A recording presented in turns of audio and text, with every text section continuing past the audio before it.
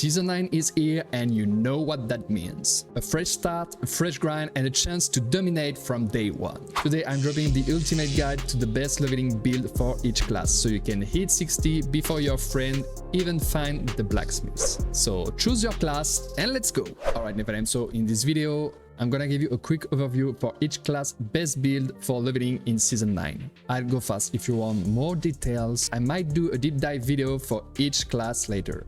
If you like this kind of content, don't forget to drop a like and subscribe. And tell me in the comment which class you choose for this season. So as each season, you got all you need to know in the Sagis Codex, a Google sheet that you can find in the description. You got each best leveling guide for this season and you got also all the links. And as Diablo 4 and Mobalytics partner, you can find all my builds here on Mobalytics. So you have Spiritborn, Sorcerer, Warg, Necromancer. I have 2 builds for the Druid and 2 builds for the Barbarian.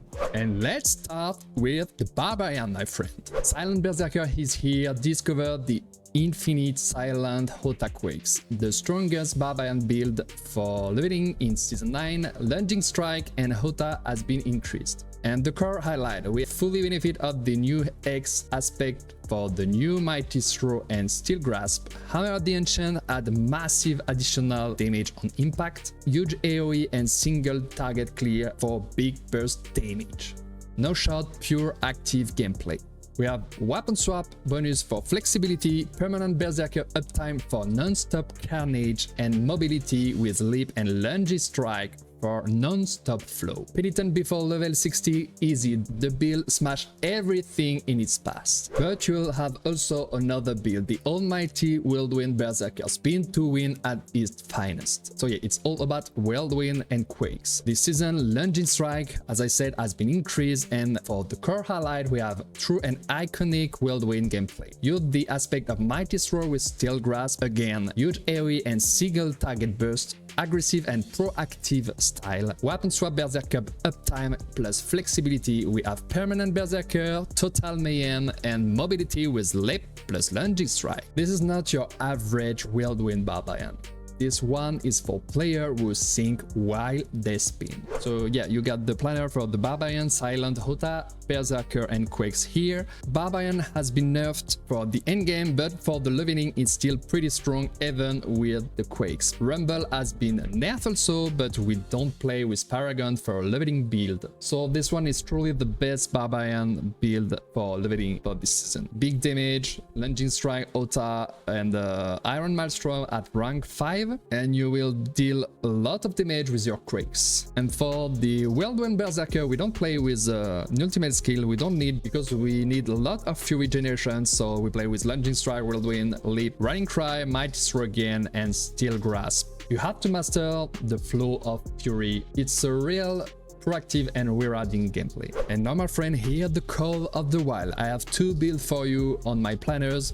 Let's check this. Here is Shred Druid Wolverine, the new hero, not from Marvel but from Sanctuary. It's a great melee build, very fast for Season 9 leveling. The basic setup in this build is Shred, Claw, Hurricane, Trample and Debilitating Roar. Start with Bulwark for Barrier and Unstoppable, then swap to Petrify for huge AoE and cooldown reset. Aspect like Retaliation, Blurred Beast, Agile Wolf, Changeling's Depth and Unsatiated keep your DPS and spirit flowing. Thanks to Balk for the Theorycraft help. So here the quick overview of the planner, the Shred Wolverine, my friend. So this is really fast, this is really smooth, this is really aggressive.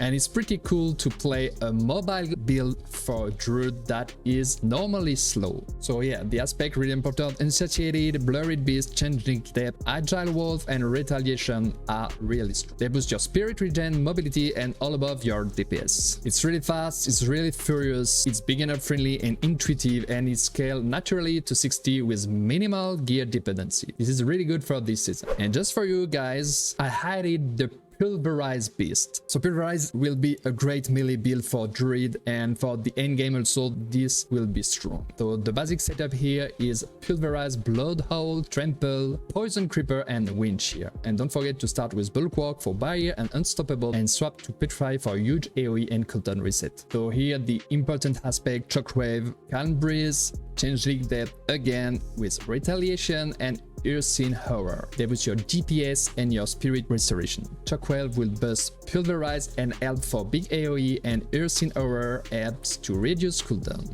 It's fast, furious and clear speed, beginner friendly again, and this build brings massive AoE. So yeah, really strong, fast, furious, wild, beginner friendly, intuitive, and this build brings massive AoE. Now the Necromancer, a true powerhouse. Rise of the Shadow Mages, a powerful yet easy build that turns you into a true battlefield commander. This season, Shadow Mages are your best friend. Use Blight and Rip to generate Essence and Corp, boosting your damage and tankiness, while your Reapers and Shadow Mages do the heavy lifting. Bone Prison and Decrepify help reduce and weaken your enemy, and with Corpse Train deals you will clear the campaign fast and safety. Perfect for all players. Finally, Army of the Dead delivers a massive burst to finish elites and bosses. Top Necro leveling build, your undead army carries you to the endgame without worrying about gear or complex rotation. Huge thanks to Latilu for helping theory craft this beast. So yeah, this build is all about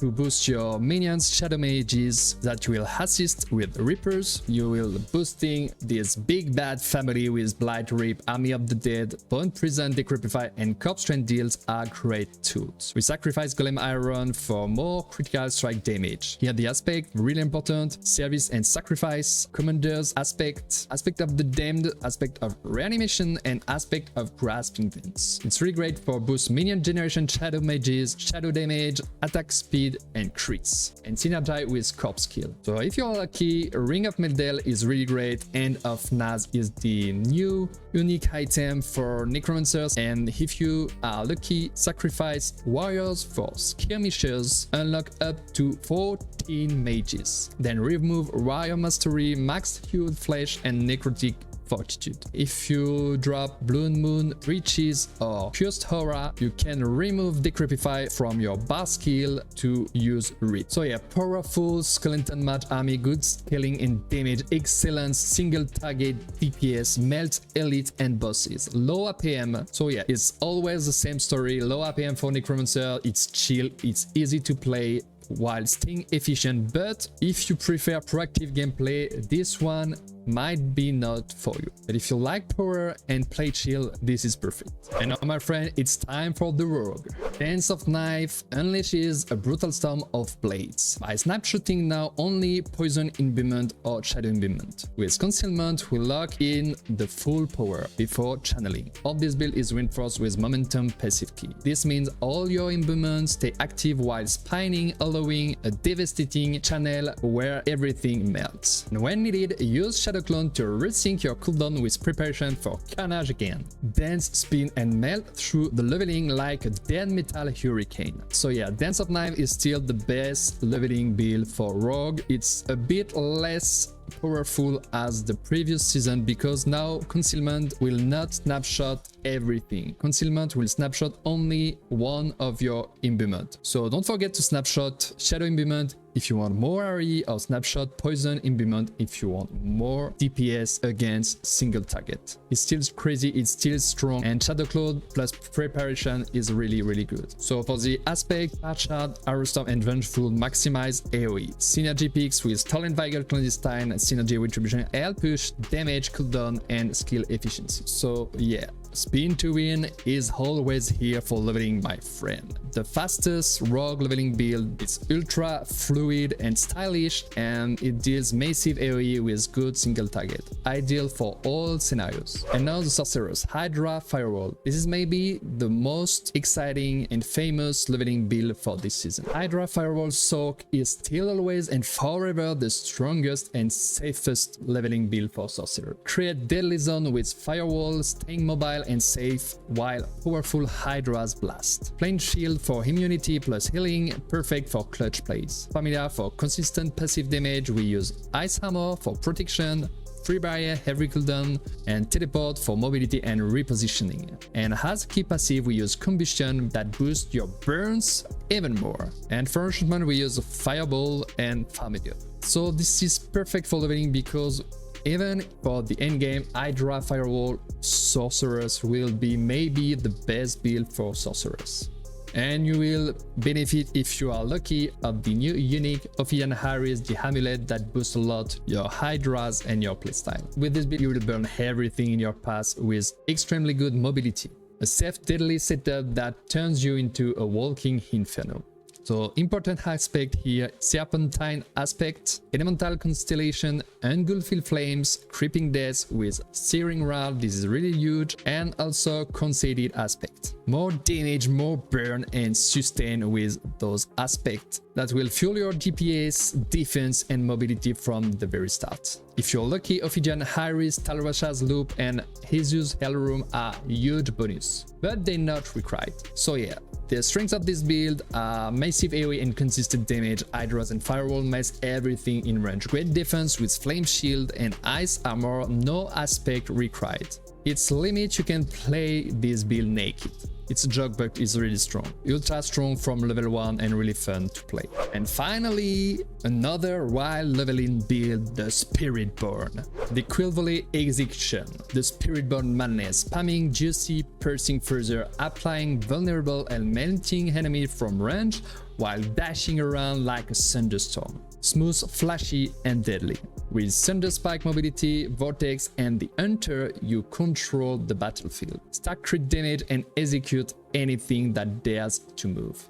Scourge fuels your vigor, counterattack boosts your crits and safety. Portuguese tempo is amazing and helps reset cooldown and boost skill ranks. Whether you're leveling to 60 or preparing for endgame pit domination, this Storm Further execution is the spirit meta breaker to master now. Thanks to Balk for helping me to write the guide. So this is right now the best leveling build for Spiritborn and it might be one of the best endgame build again for the Spiritborn and maybe for the whole meta. Spiritborn will be very strong with Sorceress. So yeah, a high damage range build, really fast, really strong, really mobile, really flashy. We are using Eagle, Spirit and Jaguar for the secondary. With Eagle, Evade, Flings, Storm Further, Apply Vulnerable, and Jaguar grants and stacks Ferocity to sustain damage. For the core of the aspect, we use Vehement Brawler aspect, Plains Power,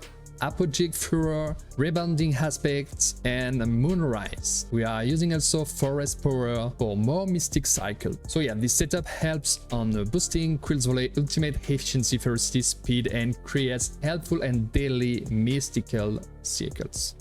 And Wildbot is a nice tool for add more pools on enemy to regroup monsters, and of course those aspects represent the ideal case if you're lucky. But this build still carries you to 60 with no perfect gear and early legendaries. Great AoE, really strong single target, fast leveling and high mobility, good synergy with adaptive combos, spirit and easy evades. It's nice, smooth and easy to use. So don't forget to put my Mobalytics profile in the description in your favorites. All builds are here for you, test them and tell me which one is your favorite. All this stuff represents for 6 class 8 build for you guys. So there you have it. Insane builds all ready to shred season 9 from day 1.